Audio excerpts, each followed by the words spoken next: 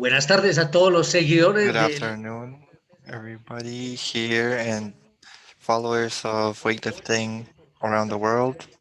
Here with this important seminar, the reactivation of physical activity and sports after the pandemic.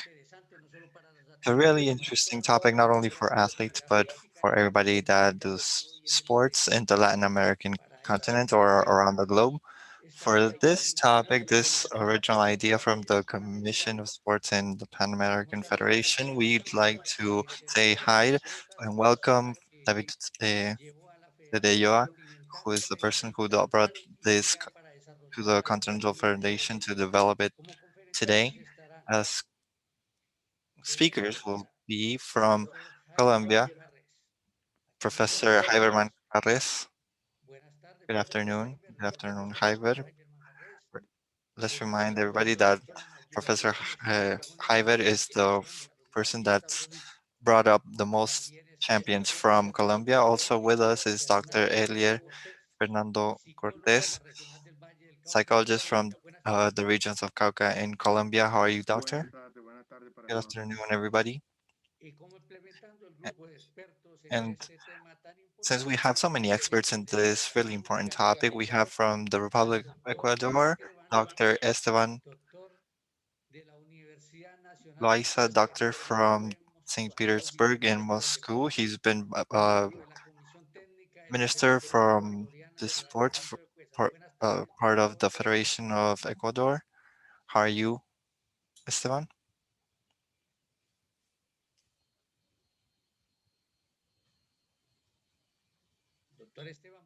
Dr. Esteban, good afternoon. Good afternoon, William, everybody present. I had my microphone off. I'm sorry. Well, with these three important professionals, we'll do today's activity. We hope that you enjoy it. It's an up-to-date topic. We know everything that's going on with the COVID-19 coronavirus. Our athletes have had to uh, stop, and to reactivate, we'll leave you with Dr. Jaiber Manjarres. Good afternoon. We will begin this speech. It comes, it has the title of going back to the sports. So the first idea that we have to develop is why do we train? Okay. Training, it's a formational process that is educative to improve performance of athletes, guaranteeing the health. This idea is comes from the Greeks 800 years before Christ, where they developed the training aspect and exercise and function towards health. Due to this, we've heard and we will keep hearing that a healthy mind is a healthy body. So, what this means is that if we train, it's to have a body that can represent a healthy state through practice. Nonetheless, when we develop a exercise practice, we will in conventional sports because in the Olympic and we they're all ways of executing exercises pending to find a state of improvement of health. Happens is that these changes are produced practicing an exercise or determined sport. The changes that go in the body aren't random, but they pertain to a fundamental law and the process of life in this planet, that every living organism, it's called adaptation.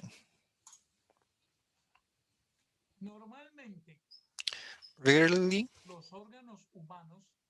human organs are linked and affect each other, but are in a relatively balanced state. So they have different functionalities. They are in a state which the functionality isn't affected from one to another, but that when there's an alteration in the functionality of these organs, it can't uh, replicate in another one. So when the environment changes, the internal environment needs to be adjusted to maintain balance. The organism needs to find a change in the environment to be able to balance out. This balance is accomplished through the processes that we know as adaptation. The great paradox of training is the adaptation. We see training processes to find adaptation because if we know that we can accomplish adaptation, we'll have an increase in the process of performance. But at the same time, this is the great paradox. Once the organism is adapted, it stops performing. So this is why we have in the process of training planifications of loads that for this situation is the stimulus that brings to the body to reorganize itself to improve its physical condition and recover balance. So the process of training is oriented towards increasing the functional performance and to balance out itself.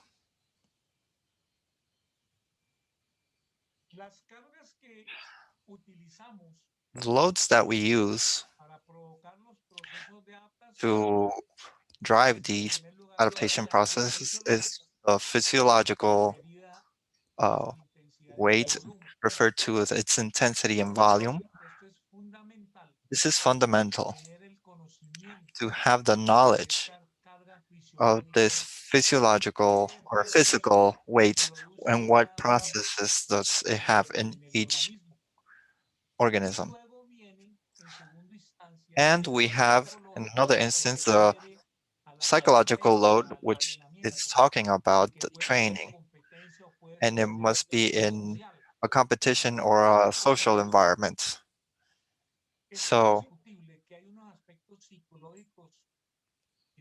there are some psychological fundamental basis that happens in the training processes and in competition aside from this. The human it's submitted to competition between human beings, and sometimes these uh, relationships may be altered and turn into psychological loads that affect the uh, athlete's organism. This graph It's the graphic of adaptation. This is the adaptation mechanism. If you see the horizontal line where it says first level of performance, this is basic and elementary for each human being. The levels of performance are not the same. Some people have a higher performance level than others. And this performance level is the one on a given moment is what determines the final level of the athlete. So when we make a workout at the beginning of the yellow line, what we are installing there is a stimulus. We're talking about training and we're talking about work. The work that you do in your office, it's a load. It's a stimulus load.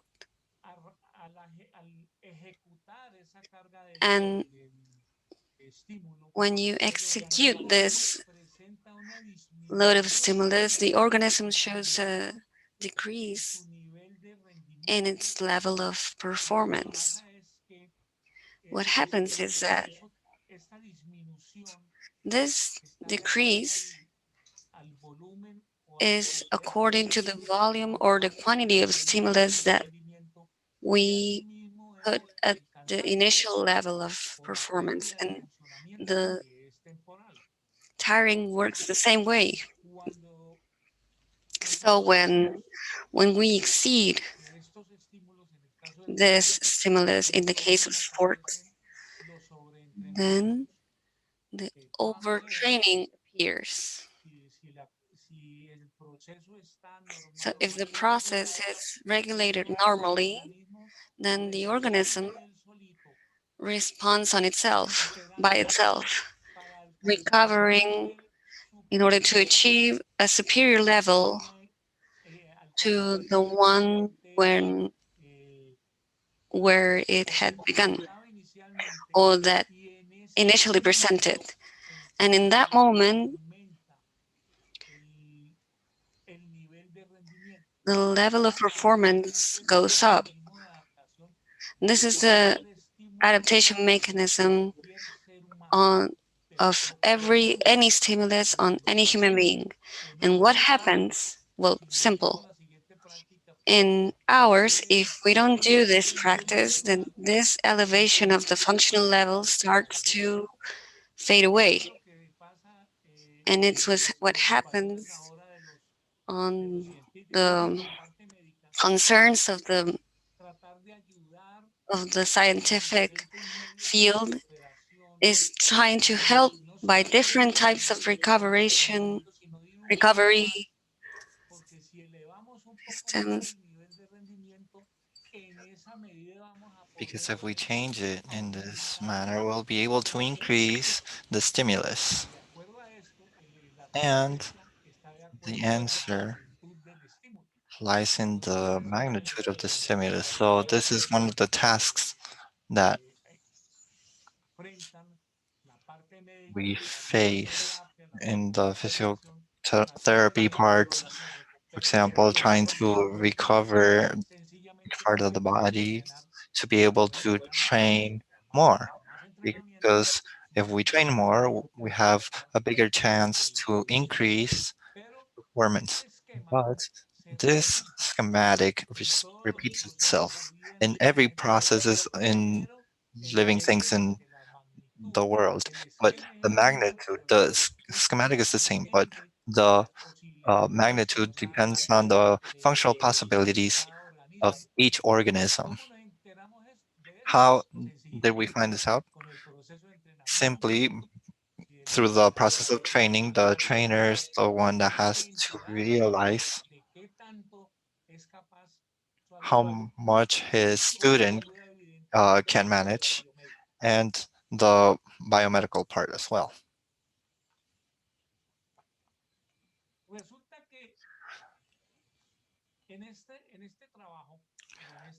Well, in this job, in this schematic of work, the nervous system, it's key because the nervous system is the one that regulates the coordination of the motor ways to be able to be more efficient and trying to originate an adaptation, a psychological adaptation to improve the execution of the different techniques. It helps if we have ner- a healthy nervous system, then we will regulate concentration. If we have a healthy nervous system, it will improve the will. And if we have a concurrent um, nervous system, you will be able to control all sorts of emotions that we experiment in the training processes for competitions. But all of this is through the central nervous system that regulates the coordination of all the uh, motor paths so everything is more efficient.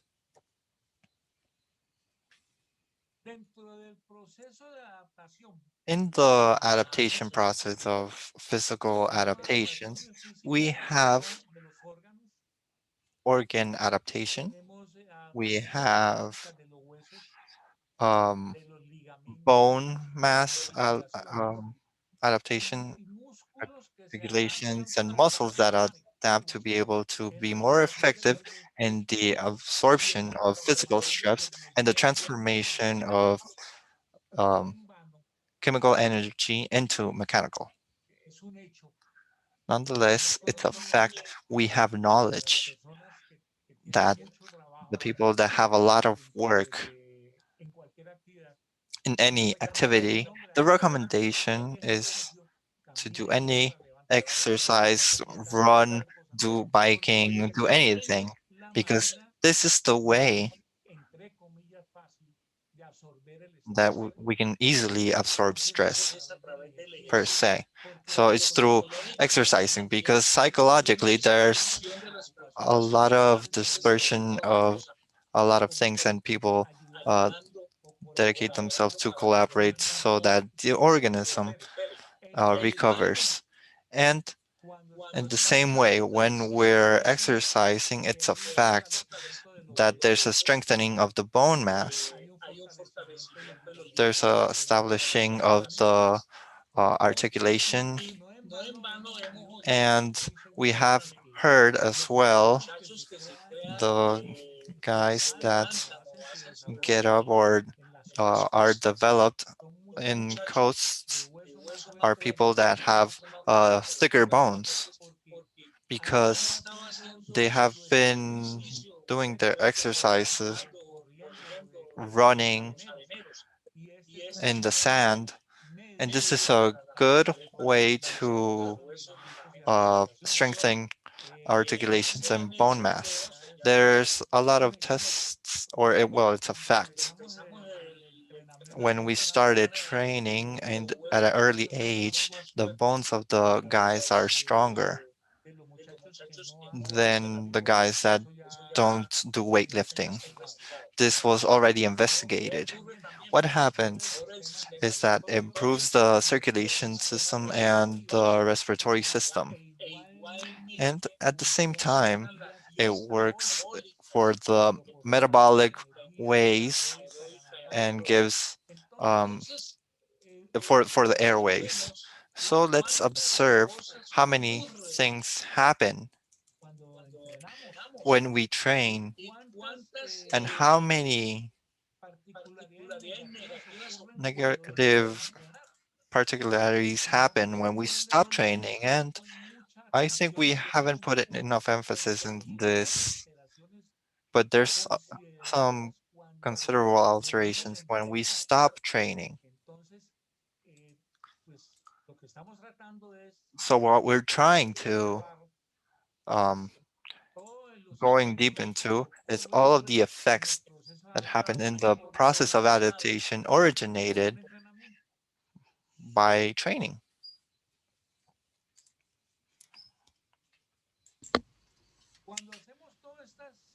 When we do all of these adaptations, then the strength improves, the speed, the resistance, and flexibility. So in all of And every training process, no matter the activity, these motor qualities are going to improve depending on the type of exercise that we're doing. The speed or strength are going to improve. Here, uh, a training process is So adaptation takes us stronger into depending on the direction that we're doing the exercises. Nonetheless, adaptation is heterogenic and it goes in the use of the different parts of the body. What happens if you could remember, for example, the pitchers in baseball with in the same way, one of the requirements is to throw the ball. So these guys actually develop the arm, the throwing arm muscle and the arm extend itself. But this is an adaptation that goes on because of the specialization.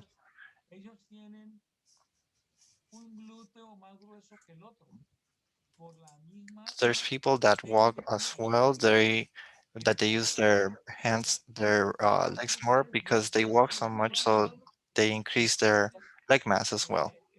And so it's a bit hard to find one physical activity that develops all the muscle groups because sports now point to specialization. So this is one of the features when you're going to make force, or if you're going to make a military force,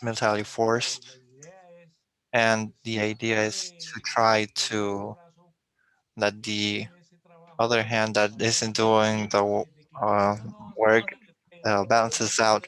It's not possible. What we have to do is shrink down or narrow down um, the path. So the processes that assimilate themselves faster is the nervous system and the muscle system. These are the systems that that couple themselves or adapt faster. So when we suspend training,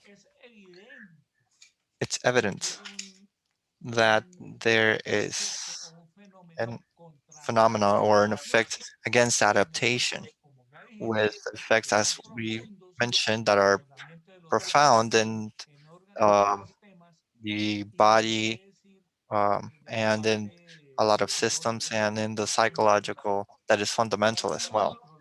What's one of the issues that we've had with this situation, with this pandemic situation? The fact that there's a great percentage of people that we've had to be locked up be- with its psychological effects. That was huge because it had a lot of things to do in the street and everything was closed or locked down, facing a computer all day. So this is uh, doing damage to the psychological part. And the athletes that have a lot of important commitments and that suspend as it happened in the training process. So let's say the physical parts, you also have to add on top of that the psychological part, and this is much more important now that we see that the Olympic Games will not be held. So we go into this state of loss of adaptation towards training.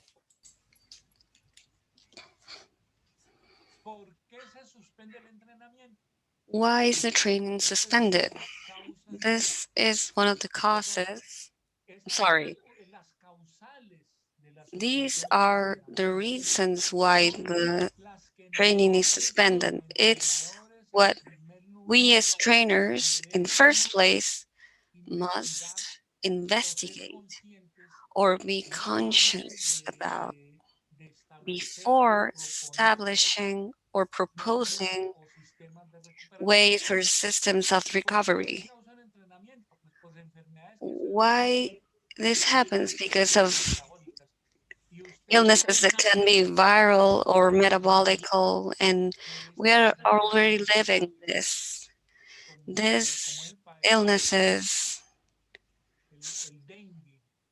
such as dengue or coronavirus, are illnesses that profoundly, deeply affect the system of functioning of the organism, because generally it blocks and alter all of the process, all the metabolic processes. And so besides that, there are other internal alterations such as liver and kidneys or pancreas. So one of the things that we must investigate is why this person stopped training, and we have to go to the doctor in the first place.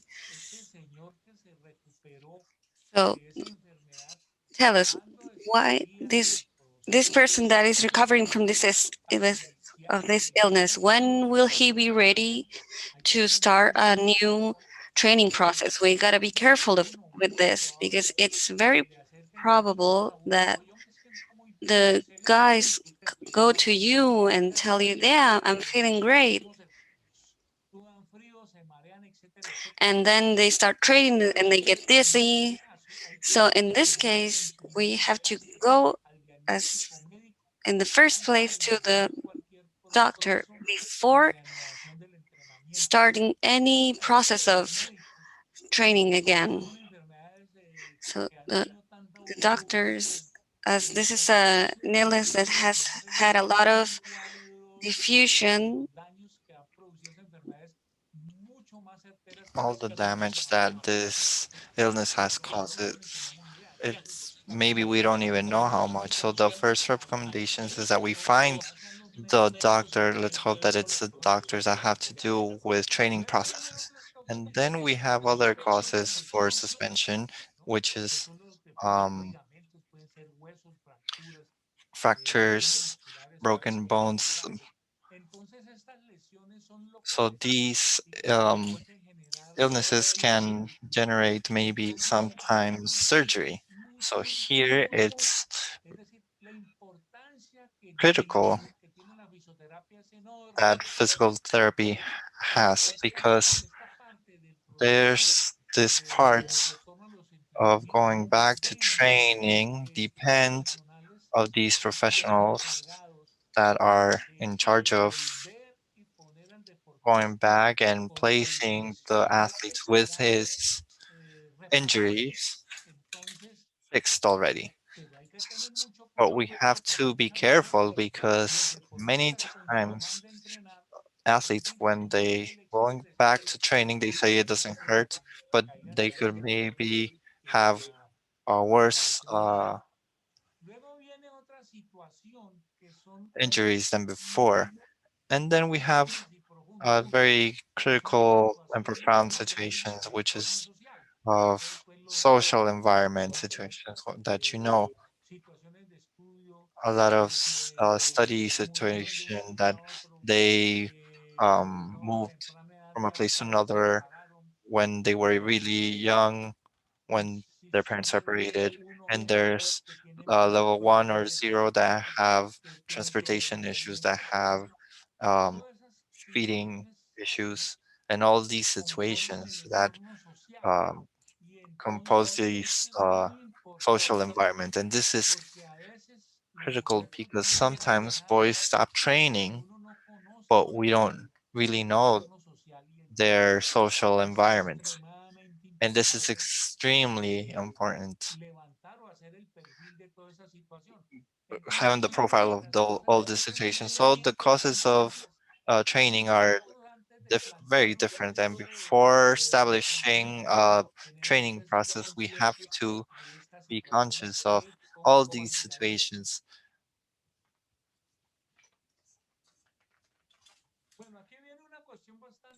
Well, here we have a really interesting matter, and it's that there is no movement in the planet as the Earth where there is no strength generated. Intramuscular coordination, what happens inside the muscle, and the coordination between muscle groups. And its magnitude depends of the quality and quantity of nervous impulses. Aside from this, the amount of power that can be generated through a muscle depends of the diameter or volume of the muscle that the end of the 19th century for Weber, the law of Weber, and then for producing power or strength, we have to have these aspects that take to determine the load of repetitions. Immediately, what happens? And we have to admit the first point that we need to contemplate. It's bone recovery. And we don't do strength recovery of all the body. The processes of going back to our practices will be extremely inefficient. So what happens when we're doing strength exercises? Immediately we're improving coordination, we're improving oxygen intake volume, and immediately we'll strengthen or we'll increase the muscle fibers. But what's happens in the muscle fibers? What's the first thing that happens when we stop training? When we stop training, the first thing that happens is the loss of strength because we there's the uh, muscle diameters decrease. Muscles develop strength. It's because in the beginning of evolution, I don't know how many thousand years ago, there were some organisms that started fighting against gravity, and this fight against gravity developed the basic mechanism of the muscles, that is the sarcometer. When they contract, they produce strength, and gravity that we move is that stimulates the diameter or the muscle width. You might have seen it necessarily when the astronauts come back down. All these guys have lost weight because they're in a non-gravity state. Their bodies aren't fighting against gravity, and by not fighting against gravity, the muscle mass decrease, which is what happens when there's an arm injury or they stop moving it when we cast it. There's a diminishing or a slump of muscle mass, and it's not the way of uh, stopping it. The body stops fighting against gravity, and you might have heard the old saying that body that doesn't fight uh, just stops. So this is why this is key in regards to physiotherapy treatments are critical. So I recommend that when there's these injuries, that the physiotherapy treatments that I recommend, because they work with the path of the muscle, so they go back to their original diameter. So what happens? We're talking about weightlifting. What happens is that doing the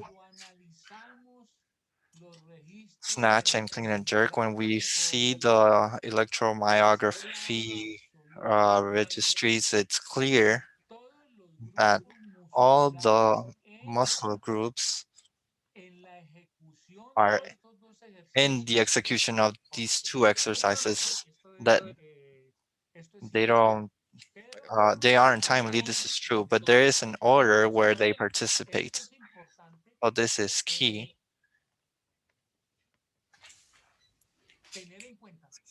To have in mind that when we suspend the training,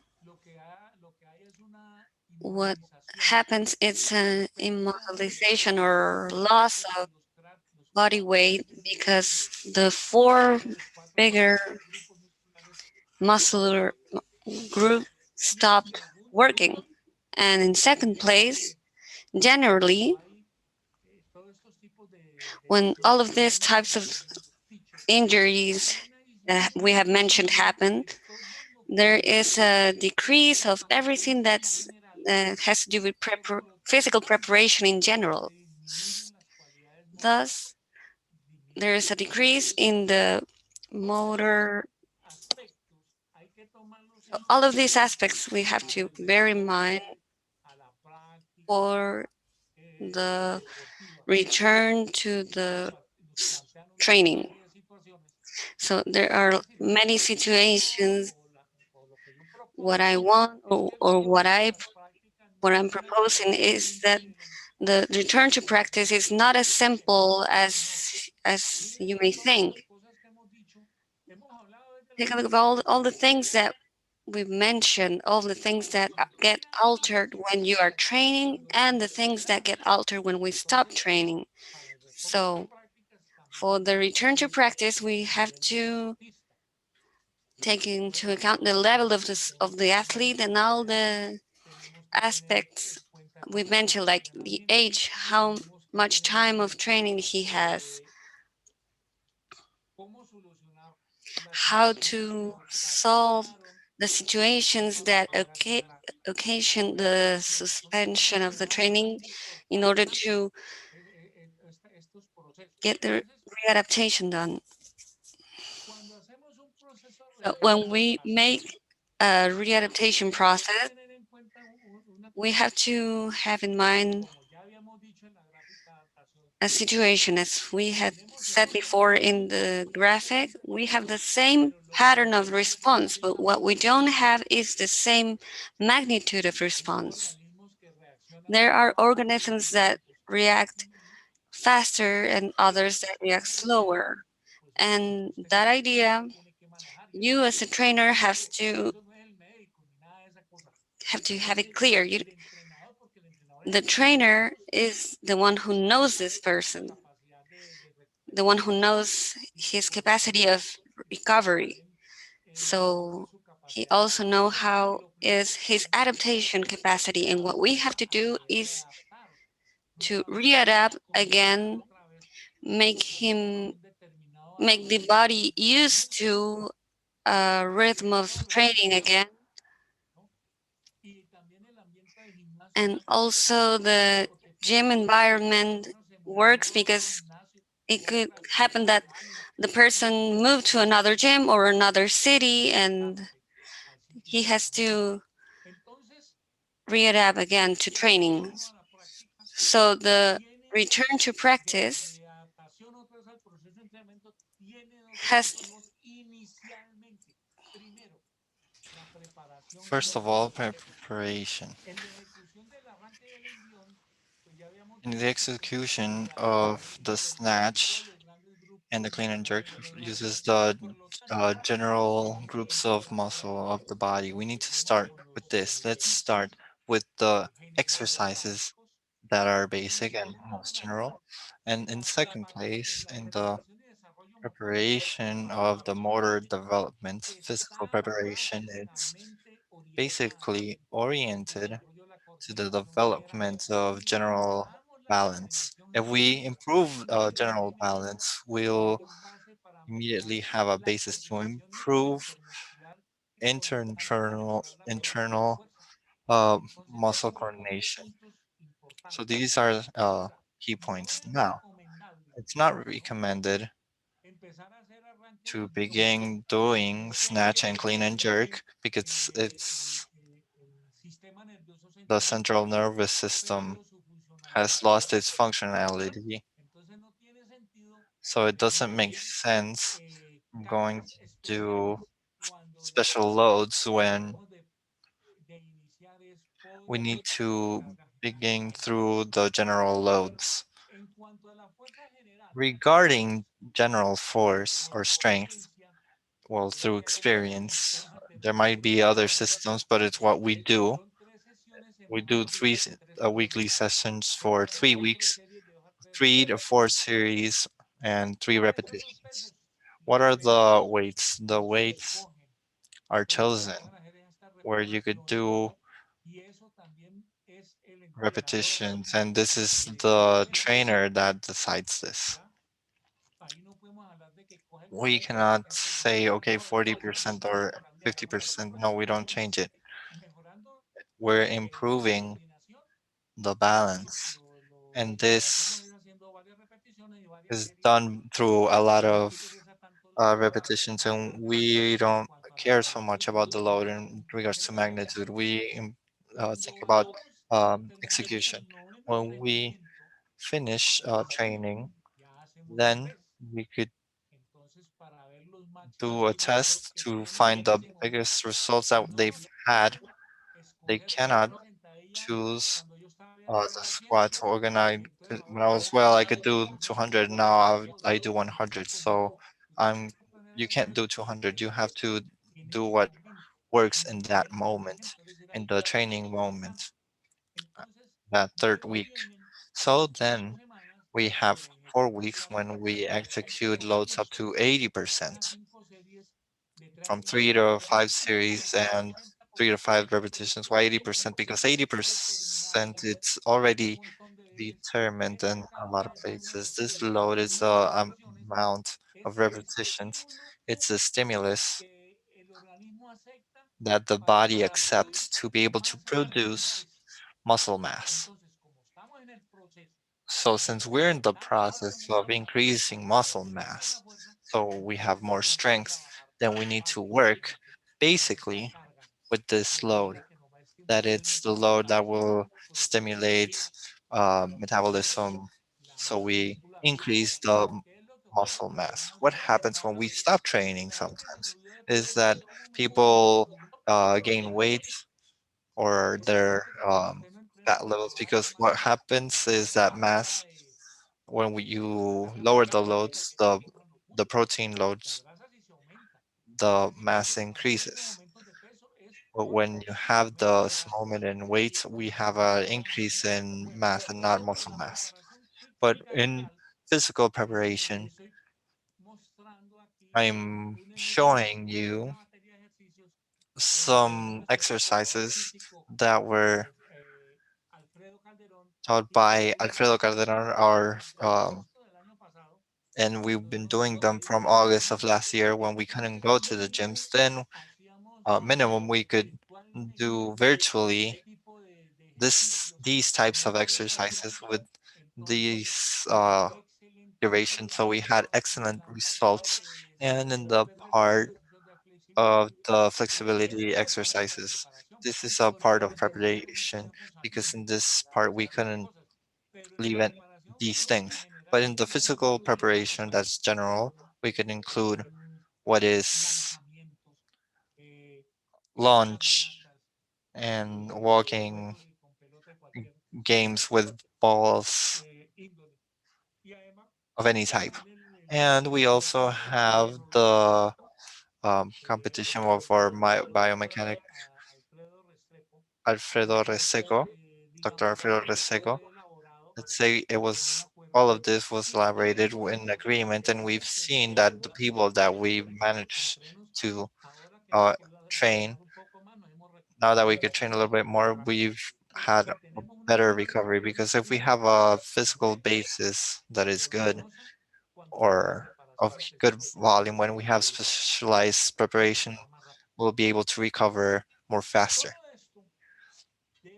All of this must be under the supervision of the biomedical parts, not only as a control means, but also that could be some falling, because the biomedical part depends on uh, the retirements, depends also on if we need to accelerate the process for health before going into a specialized part. So after the seventh week, we could do clean and jerk and snatch after 50%, 3 to 4 repetitions. This isn't to produce great amounts of strength. This is so that the organism recovers the capacity to execute the movements, to remember the technique, to getting used to training. And this is where we need to begin from. This is another graphical way to a representation of strength. We have the load, and when the yellow lines are, we have the test. We place them here because it also depends on the type of how long recovery is taking.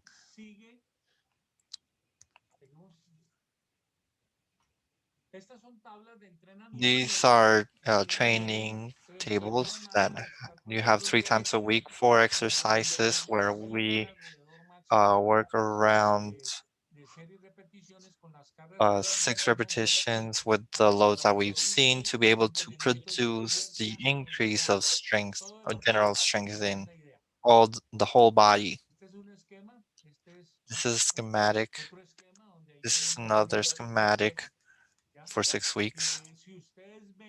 If you can see, the scissor walk is not there. It doesn't have a load in kilos, because in my judgment, it's an exercise that has particularities that they're doing them wrong and everywhere. Doing it right is really hard. So it's preferable to, you're gonna learn with a stick to do the gesture correctly, you know. That's why it doesn't have a load there. What we think about is execution, but it's key. And in week 16, you can see that we've included with more loads that are different loads that we're doing physical general preparation, because in general preparation, most of the exercises that they include are jumps. We already have the concept and we elevated um, expectations. This is the basic schematic in a weekly basis that you could see. So let's see if there's more. Well, this is my whole message. Professor Jaiber, thank you for everything. We hope that you enjoyed the Jaiber's presentation. We saw a Colombian trainer winner, the one that most athletes have brought to the Olympic podium. Thank you. Up next, we'll go with the intervention of the psychologist Elier Fernandez Cortes. Welcome, Professor Elier.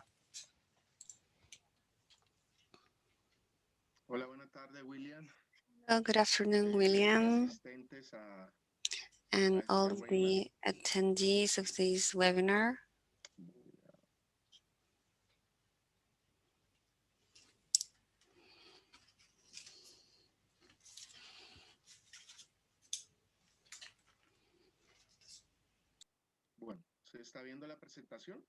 Oh, is the presentation up?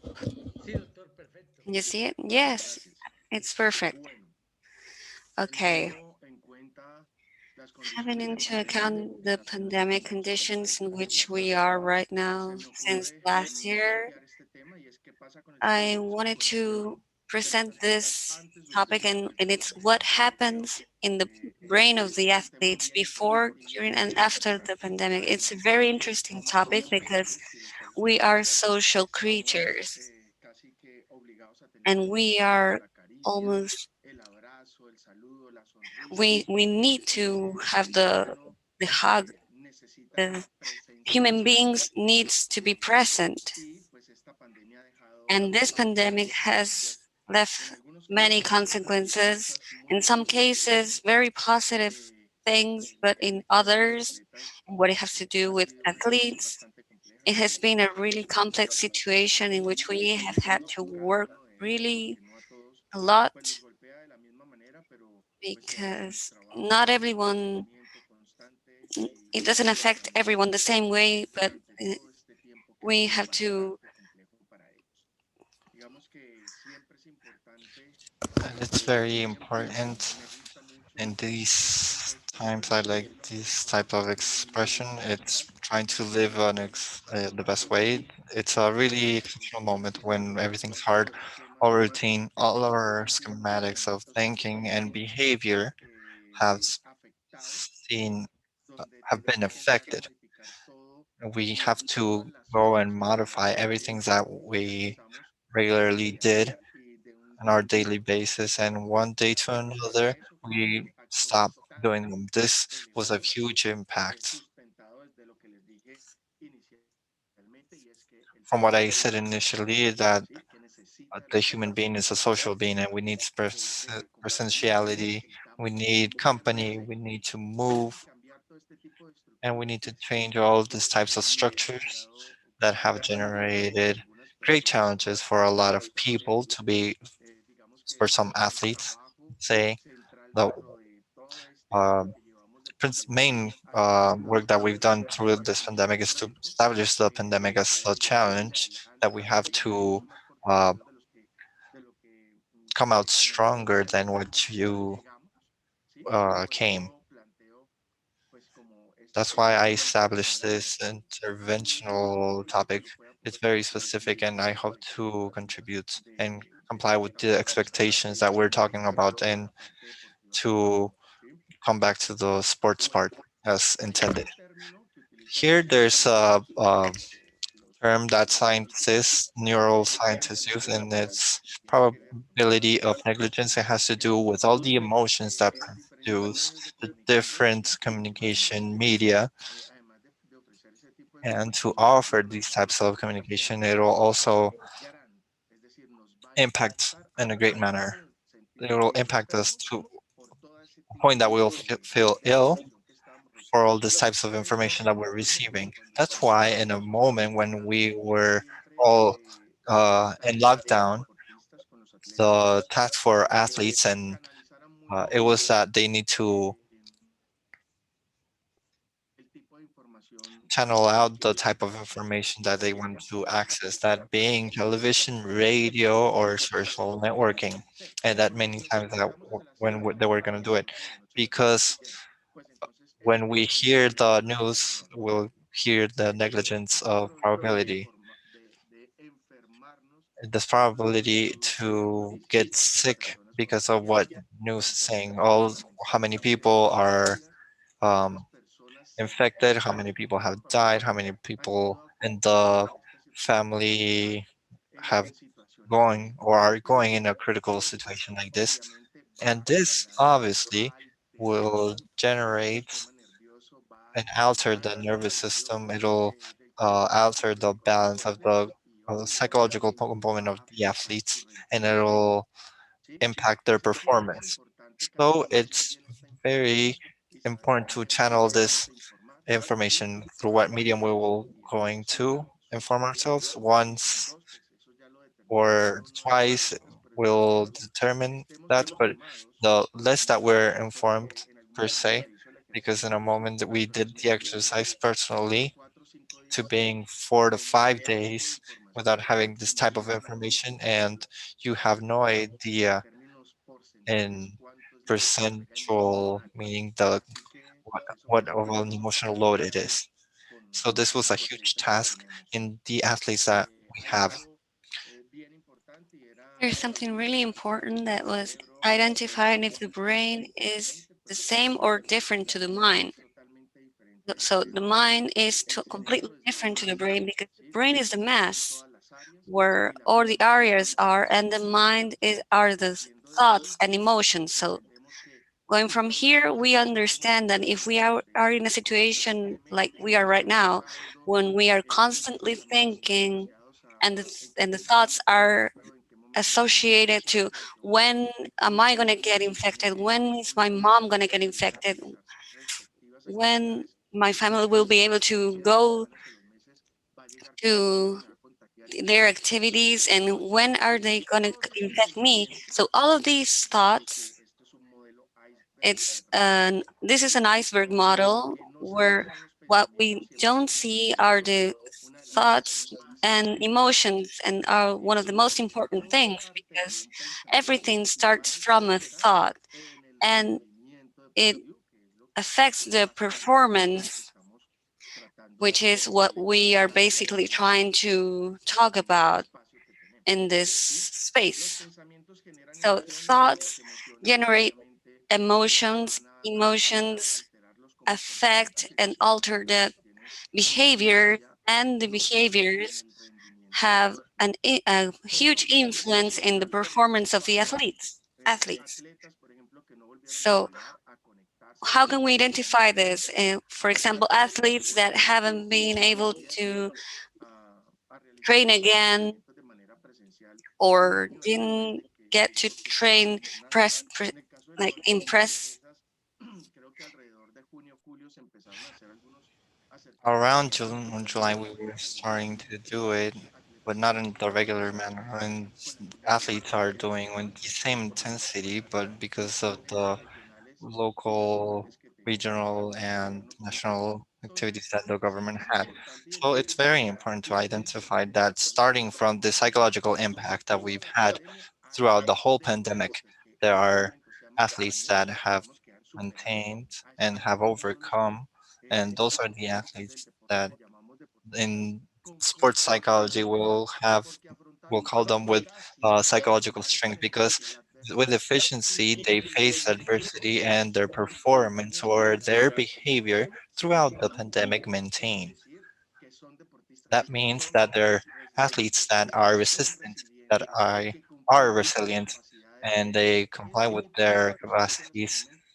And this is like a challenge and for them, and not a situation of issues or weakness that will um, impact all of them as people and make them stop with their projects.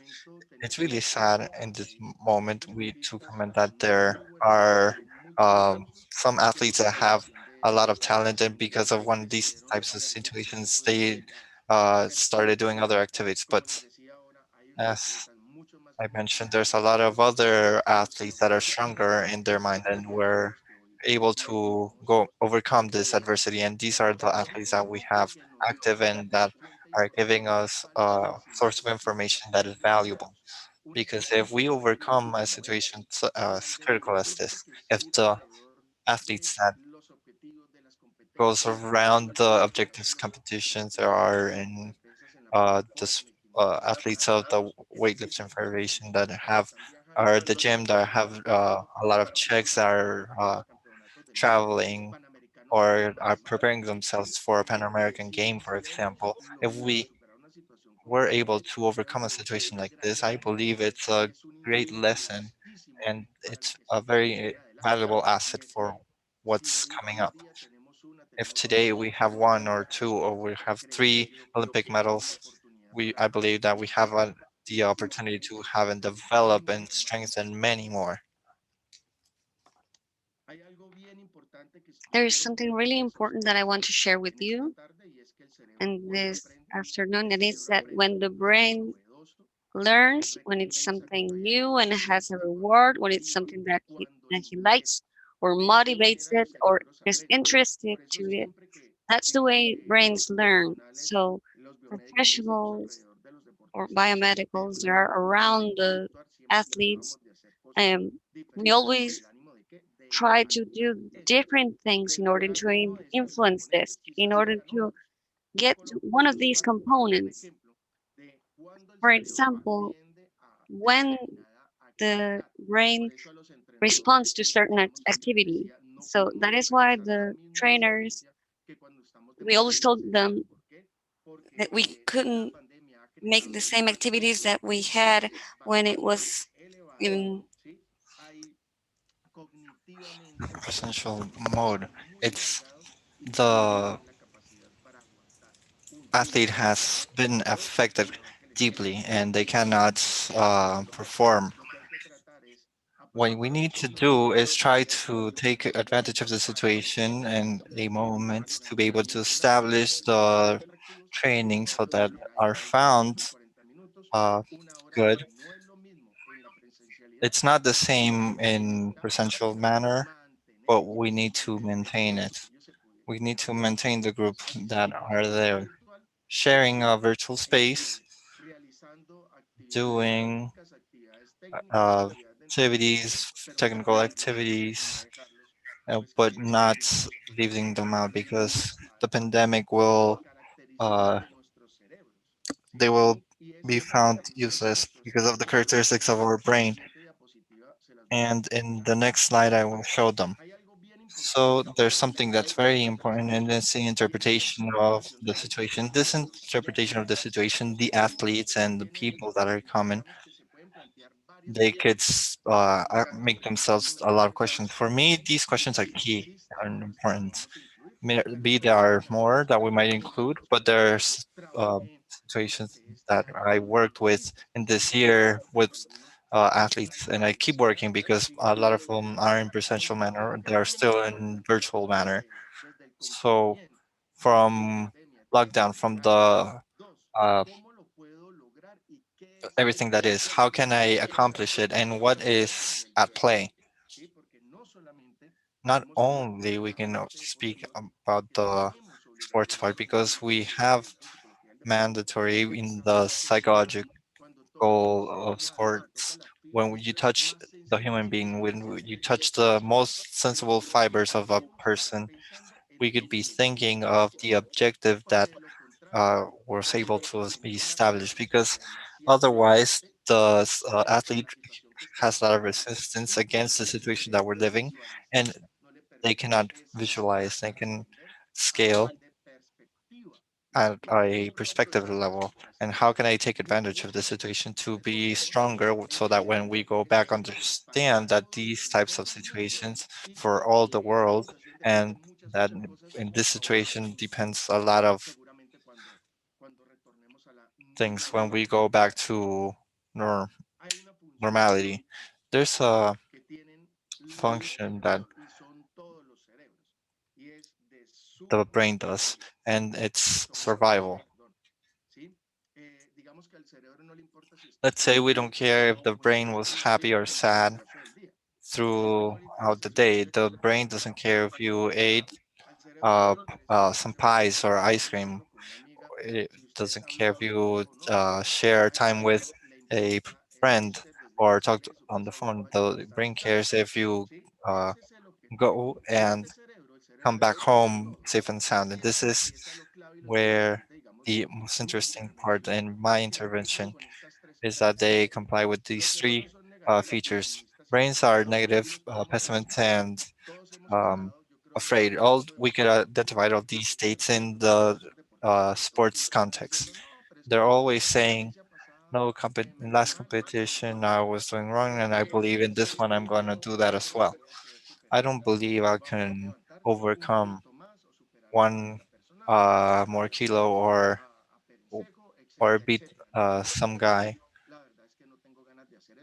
I really don't want to do this. These are brains that are dominated through these features and are very easily to identify. Some of them we identify them in training sessions. Let's say in a training session we don't allow a lot because they're not situations that are really real. But when we go to the competitions, there we could identify these brains. So it's a negative brain, it's a pessimist brain, it's a scared brain, or it's a brain that has the three qualities. Obviously, this is a brain in a comfort zone because he loves being there. He loves when you complain. He loves when you don't want to do anything because obviously, less that you do, less energy you will consume. Let's say it in a way. Let's less neural connections we have to develop. What other things are bother this kind of brain is the uncertainty. What we try to do is try to find solution, and this kind of brain is not for that. He doesn't like that. He just like the easier thing. We're trying to speak this the most informally way possible so we can apply it to our everyday lives. And is it looking for always certainties? So the challenge is that this kind of brain that we had with these characteristics that all of us have during the pandemic, the challenge was to go against this negativity, pessimism, and fear, which is a reality that, but we have to go against it somehow. That is very important to have this in mind. There's six recommendations that we have to do. Activities that generate a challenge. People that just let them Athletes that complied 100% to the qualities of the brain. These are people that regularly, as I just mentioned, are afraid or negative and they don't see any alternative to throughout this process, and there's an decrease in performance. Talking about athletes in sports performance, but we need to find them active to take conscience of the psychophysical reality. I established this because athletes start to compare, but in June I was in 2019. I was talking about not June 2020. I was talking about in the national games, but in 2019 they still have this expectations that isn't there, but that they don't want to leave. So in the manner that athletes or people, we take conscience. We need to take advantage in a way, and in a way we articulated with this establishing constant challenges that allow us to learn new things. I believe it will be um, with more mental stability so that the person does it. Three, accepting reality. One is having conscience, and the other one is accepting it. Accepting reality has to do in those days that we get up and we don't want to do anything. Athletes were having a lot of days and weeks in these situations they didn't want to do anything, and we need to accept it. But we also need to try to move and move them. And this is the great challenge for with all the athletes community that we've had. And this is the great challenge in the common people, and I'm talking about the people that do not practice the sport. And it's to accept the situation, getting up without any will, but I have the possibility to learn something new. It could be, for example, learning another instrument, or maybe if I don't like to learn or I didn't read a book in 30, 40, 50 years, but it's the opportunity because I have uh, the time. This is our very important process because what they're doing is contrast the brain in its comfort zone to because they're complying with these characteristics because it's in alarm, it's going back to orange and then to red if they're I'm gonna get um, con- contagious with this and infected with this. And for planification from less um, need, going to feel and doing all the activities that they did up to February 2020 and December 2019 when we stopped the forest and then we started with the national games. That is the most important level at a national level. We want to go back to take their condition, their physical condition, and their technical condition, and then they do not see every element that is around them. And it's a plan to focus on specific tasks so that you don't overactivate yourself and have a relapse in this injury that you may have makes you stay inside longer. So there was a moment that there were a lot of athletes that were starting to retake their activities, that they had to regulate this emotion side because in first glance you don't see them anxious or stressed because many of the athletes have certain types of particularities that we observe them and we know that the athlete is anxious or stressed or in anguish.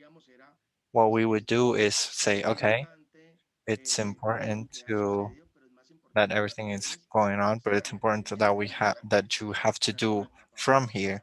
You have a new battle for the development of your training. How to manage the emotions, how the athlete can manage them to have control, to be in control and not to get despair. Maybe they're going to get there, but in control. It's one of the things that we are working a lot with athletes because most of these athletes are just starting practicing again this year. So we're trying to meet the expectations of these athletes and about what what I want and what I'm lacking, and I want to do this in 4 weeks. I can feel strong again, to feel like I'm number one, to feel that I'm capable of doing different things. This during, before, during, and after practice, and raising the personal responsibility. This is something that caught my attention, and it's something that it's important for the sport. The To manage anxieties, emotional control have to do with the techniques for respiration that are important to put in practice, not only in practice session, but outside of them, because there's other moments that are key. And it's where we're outside of the gym, outside of the pool or the field, and it's that training, it's that responsibility that the athlete has to do to be able to improve the techniques that we teach them.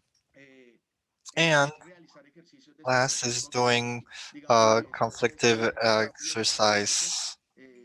This is very cognitive part, but there are some exercises that the athletes can see from any Google page or in any browser, and you can practice these exercises for something that's called cognitive flexibility. That are uh, this has a system that it's very more complex of what we're talking about it now, but it's to give you a certain some tips of things that are happening and how we're working with these athletes to be able to get them in recovery and so that their adaptation to the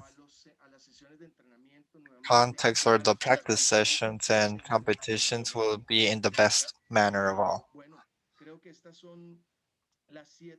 I believe these are the 7 recommendations that I had into consideration. This is the information that I had prepared to bring you that is very precise and specific, and I hope that it complied with the expectation of what it has to do with the component, the psychological component of the athletes. Dr. Valier Fernando Cortés, thank you very much. Excellent intervention. We will now continue with the seminar. Now, something very important is coming up, a mix of knowledge for weightlifters, and it's with academia as well. We have Dr. Esteban Loaiza, who prepared himself in the National University of St. Petersburg in Russia. Welcome, Dr. Esteban. Thank you, William, and thank you all of the attendees. I want to share with you some material that I have prepared to treat this topic that is very important in today's world. We're going to treat from a point of view. We're going to look a lot of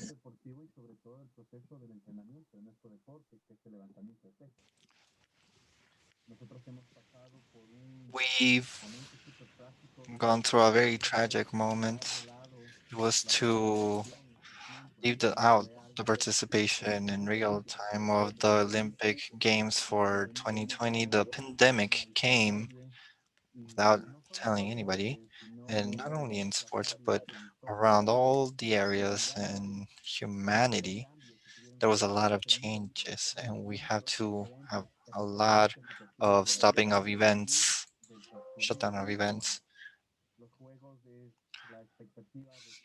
games of the expectations of high performing athletes and the participation of games. It's a very important steps and the biggest one you could do in your athlete's career. A lot of them are in this game that have 4 years of preparation, and for others in many countries in our beloved Pan American region and be located in an Olympic um, role. There was a lot of processes in the pandemic that needed to stop, and one of those was that Olympic training and preparation for these games. And then the other categories of preparation, preparation for the Olympic Games, we are talking about the system. What's more depreciated to the Olympic preparation because in the place where we will take the results and all that we are preparing ourselves. It's identify in the pandemic it didn't stop. Academics, scientists, the people that were writing scientific articles and academic articles started to do different investigations, and one of them was to be able to determine the impact of the pandemic of COVID-19 in the sports from beginning to being a high performance athlete. And concretely, the authors of different studies, investigations on determined that the impact was in different aspects.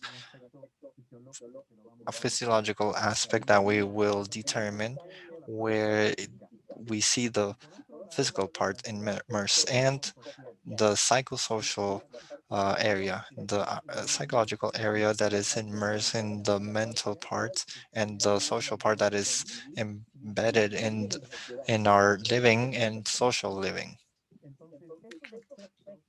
So these aspects were, in a way or another, were affected against the pandemic. And studies have shown that there's physiological changes and psychosocial changes in athletes that now we're going back to training to the sports practice We have to improve them, and we need to have suggestions and recommendations to going back in a optimal state and preparing the rest.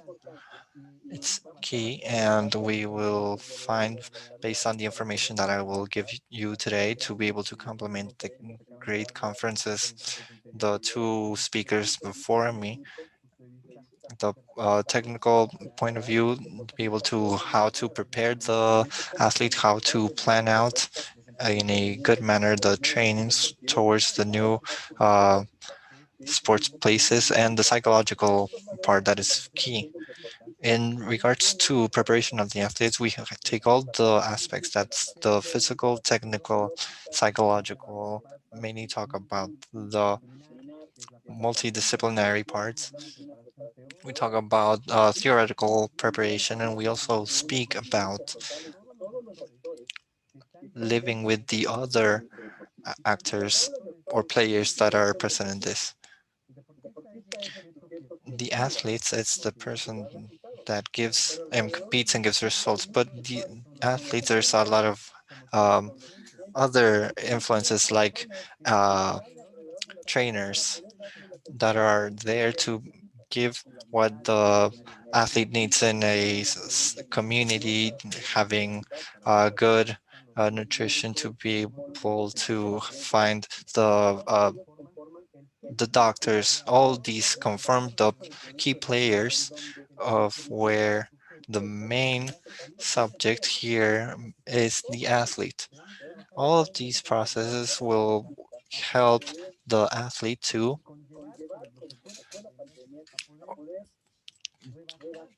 work with the pandemic and being able to find its path back to new sports accomplishments. So we had a lot of excellent life lessons.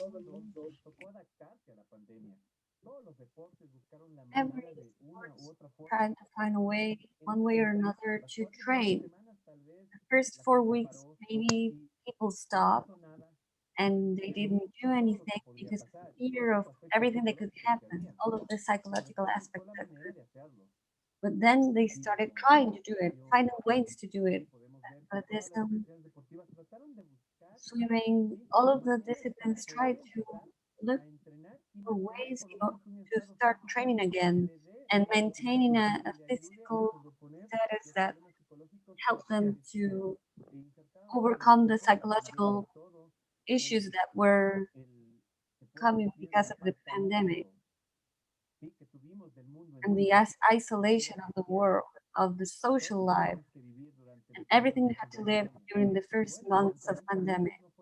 And weightlifting it was not the exception. During all of the pandemic, we had athletes throughout all the continents that tried to train in their houses or in open spaces like field. They were all trying to find a way to do it.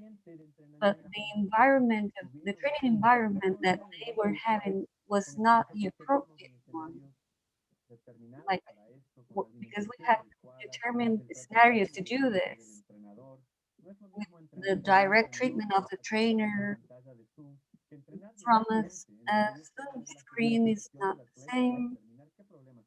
So we had to uh, try to finding out what the trainer needed, like trying to see if they have fatigue, the way they're breathing, the way they're talking, the irritability that they may have. These aspects can be achieved when in in-person training, but sadly during pandemic, life became through a screen from different platforms in order to have this social relationship. But this was still missing. This coexistence with all the tutors and athletes. There were repercussions on the physiological level, as we can see. First, we start with a detraining process of all the physical capacity. When we talk about detraining, we have to realize that it's not about only stop training. Within the adaptation curve, we also have a detraining after getting to the higher point of training, like overcompensating. Then there's a mandatory detraining process that is determined by the trainer because the human body is so perfect that it makes you through all of the central nervous system that the athlete has an adequate detraining. So what does detraining process provoke? First, decrease of muscular mass.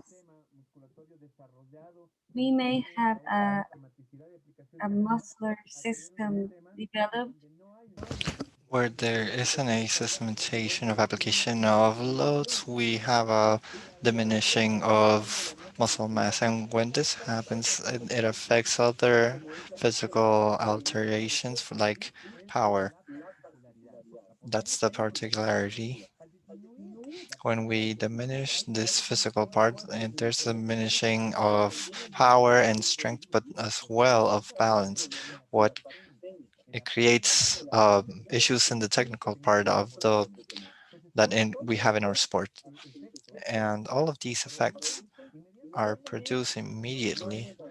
It's not 2 to 3 months afterwards. So after a week, we can also have repercussions at a physiological level, even though there's a lot of other things that we can see in the muscular part. We have at the metabolical area, cardiorespiratory, we could see variations in regards of the maximum consumption of oxygen, cytolic volume, oxygen saturation, maximum heart rate, and other components that a cardiorespiratory level, the athlete starts to suffer when he doesn't have this load of training that's adequate. Many determined that after the pandemic and when the process for training started to begin, how did it affect their performance? And they led to uh, cardio failure. When we have this, he's having such a big fatigue that not many can go back to training. At a muscular level, we can see everything that's the reduction of the muscle tissue, but there's capillary density, the production of a mitochondria and ATP, myography, and capacity of strength for like power and the types of bodies, and at a metabolical area, the consumption of glucose,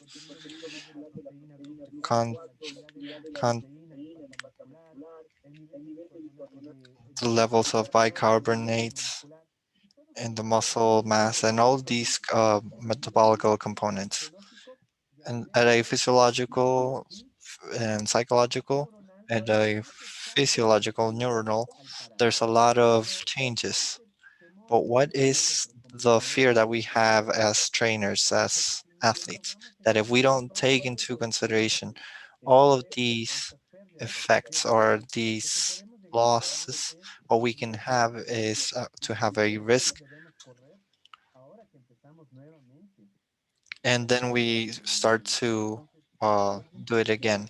So we have injuries when the organism isn't in a at adequate time of adaptations, or we have inefficient loads, or when there's a bad nutrition, when there's an effect of a bad psychological work and the athletes, we can have a lot of injuries from the most simple ones. It- and we could have issues, injuries like in our spine, for example, or at a neurological level when we lift. weights. We also lose the capacity in air intake, flexibility, speed, capacity of sports gestures like techniques. We could see where are sports that we manage high level coordination techniques, and we have a high level of coordination. We have functional exercises that are characterized because they have explosive force. And at our technical level, our sports is very complex. So we're improving the technique, but when we stop training, we lose this capacity of the uh, technological gesture. And we have to find a way to fix these issues. At a physical level, we can see the changes. After 5 weeks of detraining, there's loads of changes as uh, fat mass or the uh, mass in the hips, and it impacts the process. We have to take them into consideration through controls that we will see that are necessary. This is why I don't say that it's all athletes that needs to have this theoretical knowledge that when there's a stopping, trainers and leaders need to comply with protocols so that athletes are allowed going back to a regular training. What happens now and what are the consequences of their confinement or lockdown? Alteration of bone structure because of diminishing of density and mineralization for the diminishing of exercise and exposure to the sun. What happens is that our bones get affected because they don't receive exercise or sun. They start to have a slump of minerals that are composed of the structure, the solid structure of the bones. And they start to break down. And what happens is when we go back to training, we're more prone to injuries at a bone level or at a um, muscle area. So we could have all this anatomical structure and analysis to be able to start the training. This is related to our sport.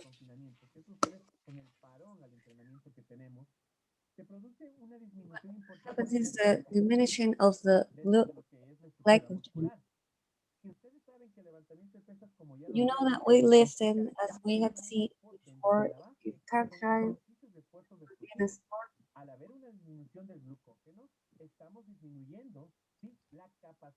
We're diminishing the capacity for glycogens that our body has to be able to do the exercises that we do. So this is second point that we need to have into consideration. First of all, that we had issues at a muscle level and we need to fix them at a muscular and bone level because for lack of sun and lack of movement, and at a characteristic that our sport has because of explosive forces, the loss of components that are inside the muscles like glycogen and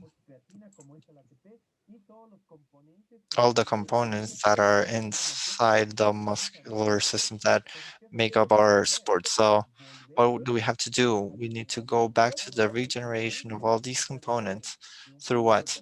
Through a adequate training process, through adequate uh, meals, when we need to take care of rehabilitation and sleep.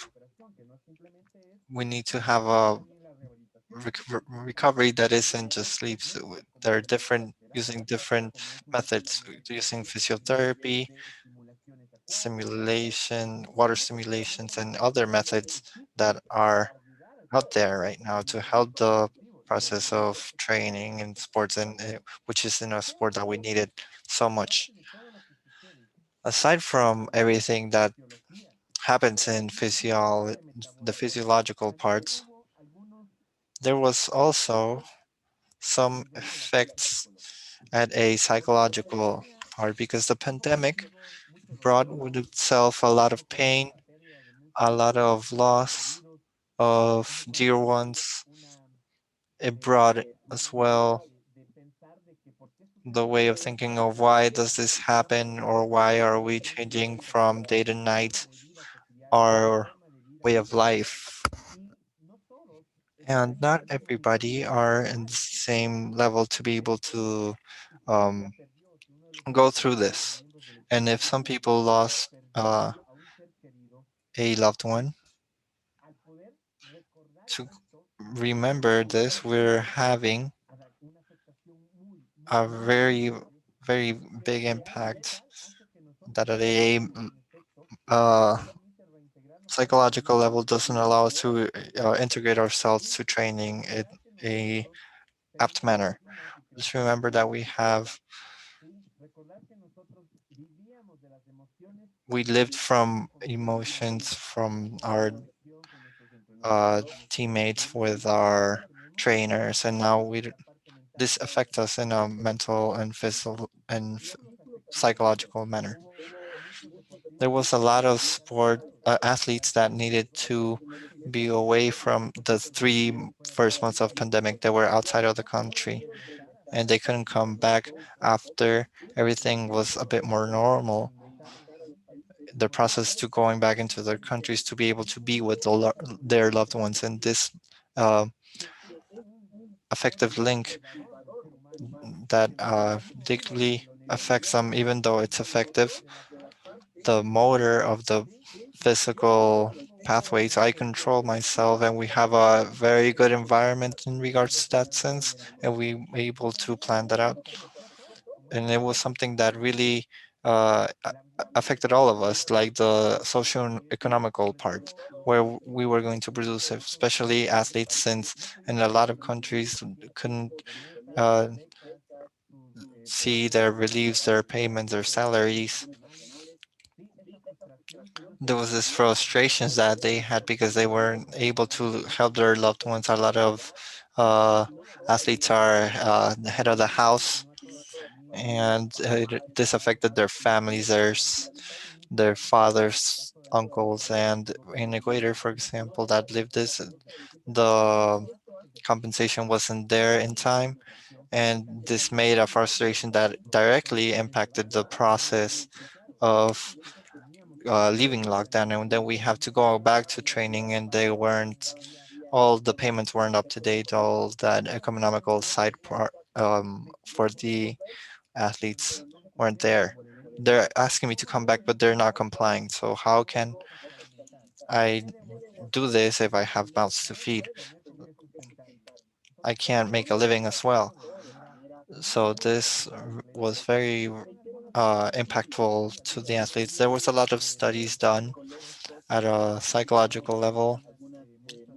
We have some clear definitions of scientific publications that of the effect from in the psychological part that came from lockdown, that came from this being from physical activity to be able to be in the training points. And it's shown that not all human beings are resilient, and not all human beings have the same capacity to overcome these types of pandemics. And we found that many athletes didn't have the capacity to do it. And a lot of studies showed that after lockdown, they had to do important work with athletes to make them come back to their regular path. What happens in these uh, pathologies that are psychological that come after the pandemic? If we lose a loved one, then we'll be at loss.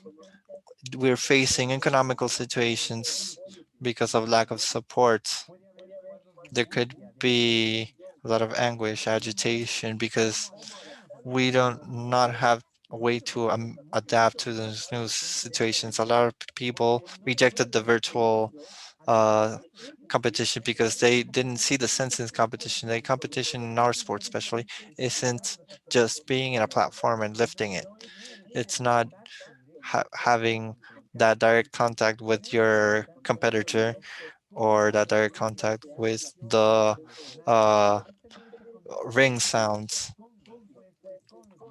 with the juries, with the leaders, and everything that is in a competition. They couldn't adapt to having these competitions in a virtual manner because they didn't feel what you feel in a competition. This produced anguish. And there were issues that were given in a lot of countries. A lot of them were in for this, for online competitions. It wasn't recognized and accepted by a lot of athletes, and something that affects us because we don't have tolerance to frustration. There's people that have more tolerance to frustrations of people that do not do uh, the people that do physical work, but athletes are losing this tolerance. And then there were some studies on where determined that a lot of athletes didn't have the psychological help throughout their whole career and weren't ready for what happened in the pandemic. That's why they had these uh, issues for availability. Maybe we're not ready to be placing ourselves a lot of goals, and we have to work in with those athletes in a most profound and individual manner. But something more important that gives a lot of sense, athletes were frustrated because didn't have an objective.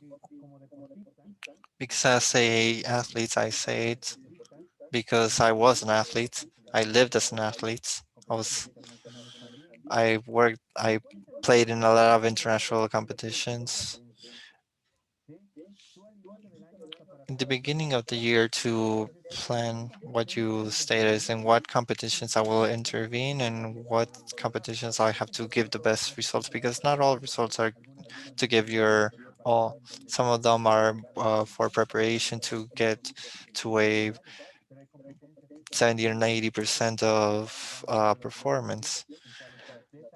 But the athletes plans out if in a competition will show what 100% of themselves, but since they weren't our primary objective, the athletes didn't have the sense because he doesn't have a stimulus to be able to concentrate and to be able to get to training, and this affects at a psychological level the athlete.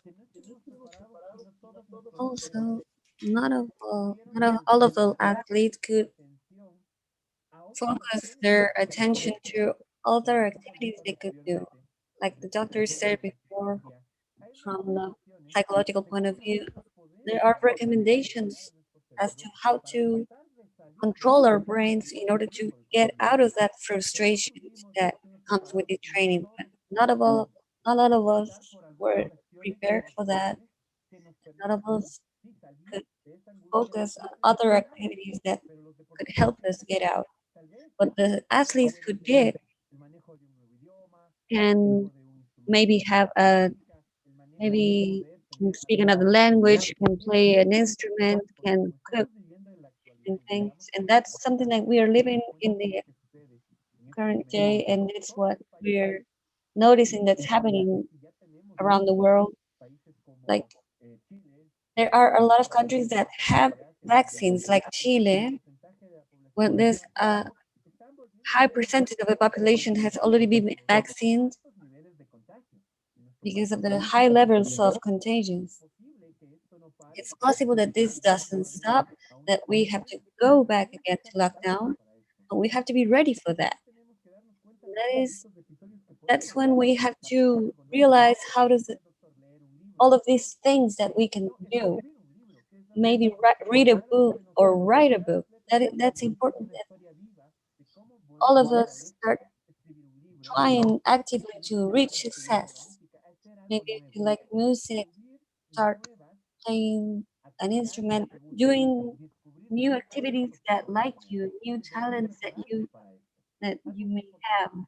That's something very important.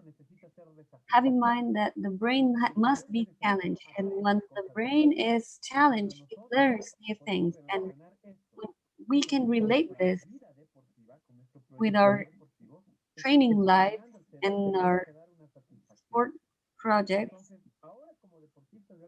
We as high performance athletes have the solution as to what to do if another lockdown starts. What we can do if quarantine starts again. Oh, now we know. Now it's happening with COVID-19. Maybe in the future we may live something different, or as trainers, another pandemic, something that makes us be isolated from the race and from the rest and in confinement. And these are tools to stimulate our brain and to avoid all of these frustrations. The rupture of schemes that provided security and stability, as we were talking about, it was about I know what I have to do. I know my routine. I know that I have to train for certain days. I have my nutrition hours. I have my affectionate hours. And as long as I comply with my routine, and the moment I have to train arrives, and that was the way we were used to, the routines, the habits, because I control this. And I'm not talking about collective sport. You didn't see that to answer work, but there's a pandemic and there is an issue here, and there is a frustration here. And with this, what do we have to do? Here we have the question: what must we do? The first of all, we need to find the limit of ourselves. First, a limit and understanding that I can't determine the time, but the time is determined by the pandemic and the situation of the pandemic and this situation of the state. But what I can place is the limit of my frustration. If I can frustrate and being able to take it, nothing external can control my mind as I can internally. And this is a very important effect that we must do. In our country, we never stop. We could see it daily how high performance athletes and thus these sisters were training in their house. For example, we have a very particular picture. When I saw her, I had to place it because this is what it's about. Try to adapt myself. So I'm trying to train and I have my mascot with me. Maybe I couldn't handle the loads that I could before, but I was able to adapt myself. If we talk about all this frustration, all the changes that we've gone through in the pandemic, now we will talk about what we must do. And I'll talk about the recommendations of interdisciplinary things that we can do that will help us. And here we talk about the athletes and the we first talks about recommendations. So going back to training, the reduction of there's a reversal or partial of for complete adaptation, and we understand the principle of reversibility of training to do a control test to be able to understand if at a individual level the athlete there was a partial or complete reversal, and to have a kickoff point that helps us to start a new process. And this is very important that we must take into consideration to be able to understand. We what I do recommend is to do medical exams that allow us to determine the lack of training that we have at a metabolical phase, for example, area, for example, because we've analyzed that stopping for so many weeks affects at a high level our bodies. What happens if I stop for 3 to 4 months, as many athletes had? They have impacts at a muscle metabolic level, that we must have information how the body of the athlete was affected. The first that we need to give for as a federation, as concentrations or organisms that were managing sports, is that all athletes can go through this medical examinations that allows the trainers and the multidisciplinary teams to have this kickoff point for new preparation. So the biomedical part is very important to starting with these biomedical tests. Complementing this biomedical part, we need to determine the uh, anthropometrical profile, the percentage of muscle mass, of fat mass. There was variations in the level of visceral level of bone mass. There was variations in the segmentations of people, or it's composed of all the components of everything that we've spoken of.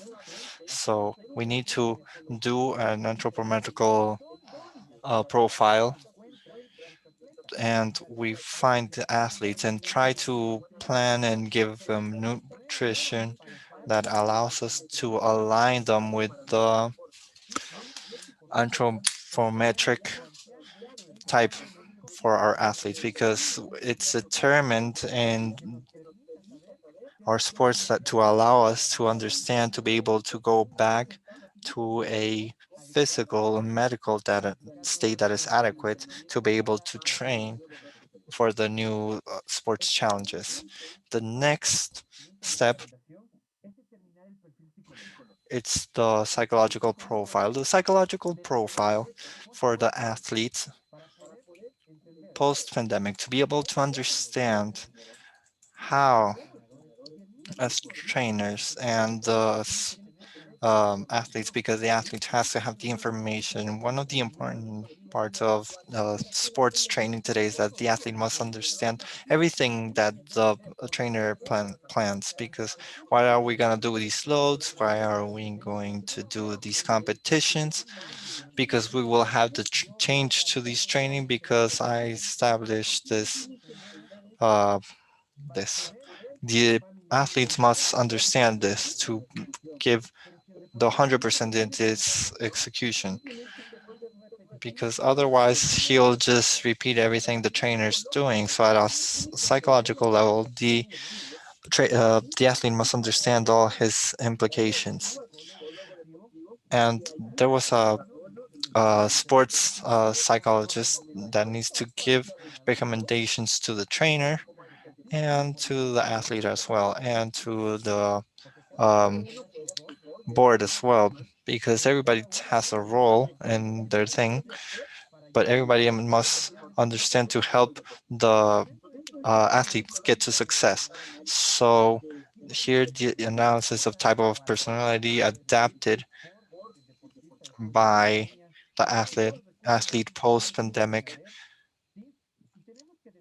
and we must determine that the physiological changes can take us to injury, but also the psychological loads as well. If we have psychological issues, we could also get an injury. So all aspects, psychological and physiological, can take us into an injury. So what do we see is finding the training processes so that he doesn't fall into an injury, because we need to see the start point to fix the psychological and physiological issue, and not have injury, and to have an adaptation that allows us to have objectives and good competitions. We need to do physical tests to be able to find variations between the strength capacity, speed, and other resistance that is key to our sport. We need to have knowledge, and the trainers who have it, and to be able to have different points, and to find a new process of training. And how we will do it, we getting the knowledge for physical preparations and the trainers, all the uh, part of the institution, and to be able to do the job the best possible.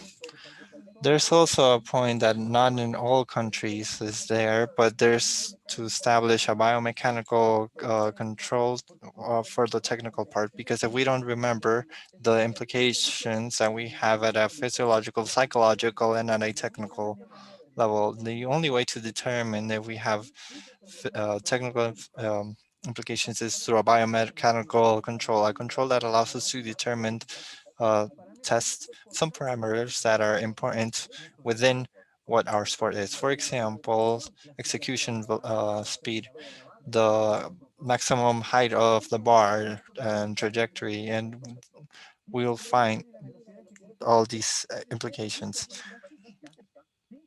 Maybe there's a physical implication, and we to have the velocity of execution in regards to movement. So we need to find these parameters, and the strength will be done through this.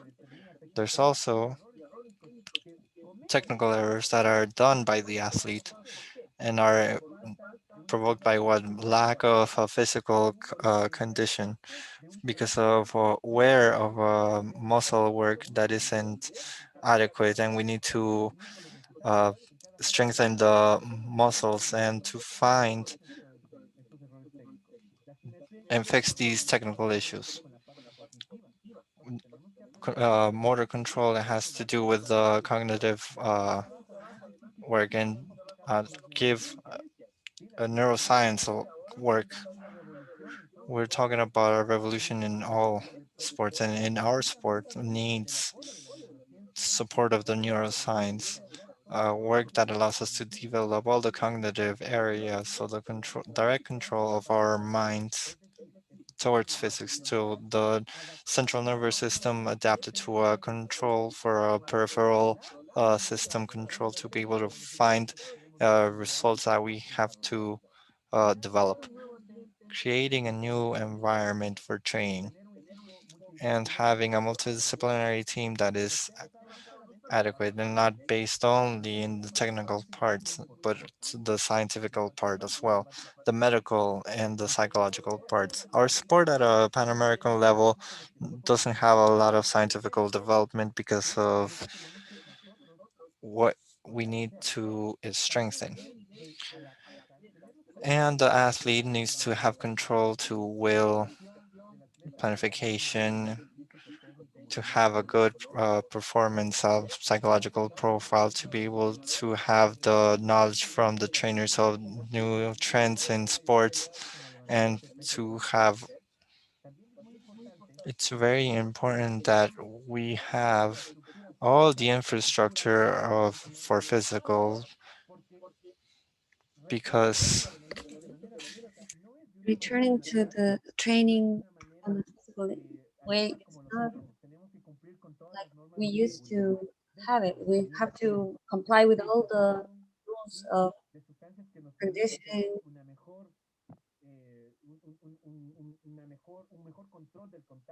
everything that helps us a new diet, a different diet. There are scientific papers about this. The diet that we have now, post pandemic, is different than the one we used to have because now we have to strengthen our immune system, and that has a lot to do with diet and exercise and sleep. And also a very important part, which is the motivational part, which helps the athlete to recover faster. And another aspect that we have to take into account to enter again and continue the training processes. How is our sport placed in regard to risk? We are we're not not only a sports of teams, but we have a lot of contact with my teammate, for example. But we are a sport of a lot of of a low risk, but we don't need to leave that out and have adequate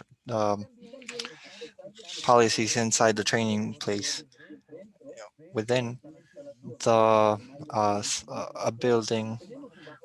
Have low contact, but we need to be very wary because in this seasons there's a lot of resurging of coronavirus and mutations.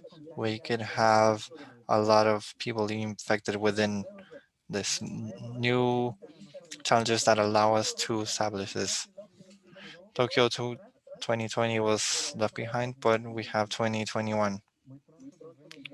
We will have soon this month our Pan American, which is the classifying for each country, and the athletes that aren't within this new, um, we have selected from the 16-year-olds, and we need to plan 6 for Olympic Games ahead, and we need to at 21. What am I going to do at 19? What am I going to do? What not to think I will have a planification when I'm 27, having new challenges that allow us to evolve and uh, uh, have new plans.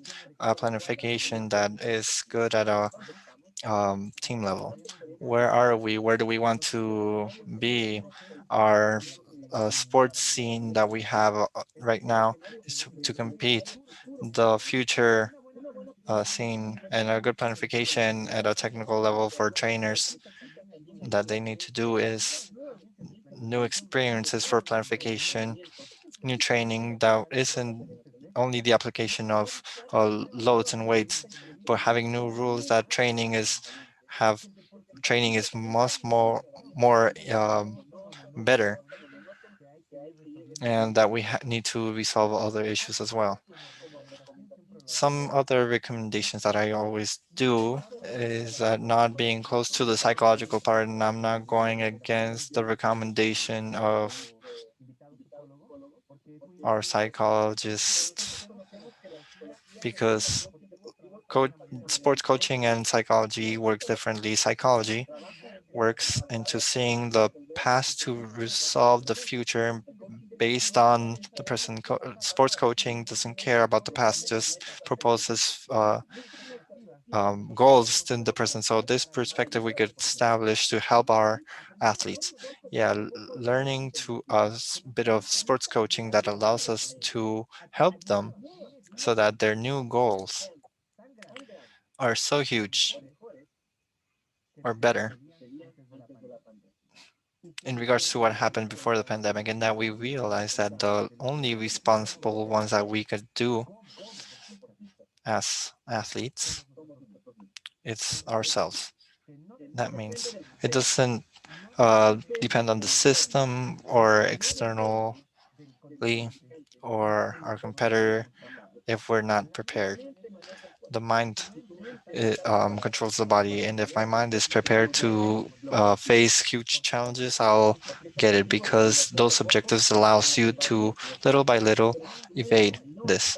But if your mind isn't prepared, you will not be able to comply with these objectives. And final recommendations that we need to have always, because we're always in an environment where we can have a lot of infectation, where are people that have symptoms or little symptoms, or there's people that don't know how to act, but we need to know how to act and we need to know when to apply. So we have asymptomatic people that have symptoms. And what must we do is a scientific recommendation that have we have in regards to the restrictions that we must have to be able to go back to training if we have symptoms.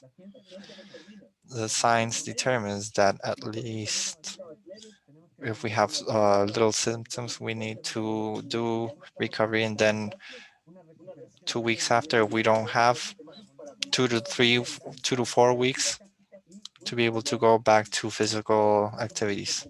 But if we had complications that means are a bit high, then we need to have restrictions to being outside of training 3 to 6 months at least. And this is to take care of our health. I hope that I've complemented with the work of the four most speakers. It's useful for weightlifting everywhere, and we need to establish ourselves new things. Post pandemic, the world changed.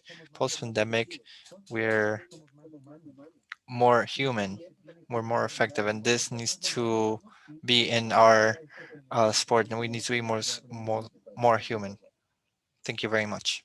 Doctor, muchas gracias por la Doctor, thank you very excelente much. exposición I completely agree del levantamiento with you. funcional y la Everybody idea wants de que to bring forth absolutamente the uh, este deporte que weightlifting tiene because muchísimo of this demandante sport. a los We panelistas que nos thank the three acompañan important panelists nuevamente that were with por us esta today excelente idea de la for this capacitación excellent idea for permanente the realizada por David Samayoa de commission by Canadá. David Tamayoa Yo from con mucho Canada. gusto We'd los like to invito al invite próximo evento you for the presencial en next Santo Domingo, República event, Dominicana, and that is in the Dominican el Republic, Consejo the Panamericano de Pan Mayores de American Peso Oro en Championship clasificación a los Juegos Olímpicos de Tokio classification 2020 for Tokyo y que se 2020 celebren el 10 y uh, el 16 de mayo. Son games. invitados a And Valparaíso, May Carabobo, 16th, where Colombia. you're invited El to último clasificatorio, the no menos Paradise called importante, Colombia for es the el Sudamericano de qualification Iberoamérica de tournament Mayores. for Esperamos uh, que este big seminario les haya leagues abierto las from puertas the del Pan tema American. propuesto. Muchas gracias a Thank todos. you very Éxitos much, en su carrera. everybody, and blessings to everybody.